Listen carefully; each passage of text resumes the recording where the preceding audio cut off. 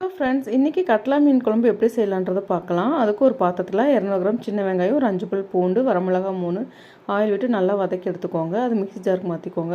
1 kilo மீனுக்கு 2 தக்காளி இருந்தால் போதும். இது ரொம்ப குட்டி குட்டின்றதுனால 5 தக்காளி நான் ஆட் பண்ணியிருக்கேன். அது கூடவே சீரகம், மிளகு 2 ஸ்பூன் ஆட் பண்ணிக்கோங்க. கொஞ்சம் கொத்தமல்லி தழை, ஒரு 5 சில்லு தேங்காய் எடுத்துக்கோங்க. இது எல்லாமே ஒரு மிக்ஸி ஜாரில் அரைச்சி எடுத்து வச்சுக்கோங்க. அடுத்தது ஒரு பாத்திரத்தில் எண்ணெய் விட்டு கடுகு, வெந்தயம், கருவேப்பிலை போட்டு இந்த அரைச்சி வச்ச விழுதையும் அதோட சேர்த்து கொஞ்சம் பச்சை வாசனை போகிற வரைக்கும் வதக்கி விட்டுக்கோங்க. அதுக்கப்புறமா தேவையான அளவு தண்ணி விட்டு நல்லா கலந்து விட்டுக்கோங்க. கொதி வந்த உடனே 4 ஸ்பூன் மீன் மசாலாவை ஆட் பண்ணி நல்லா கலந்து விட்டுக்கோங்க.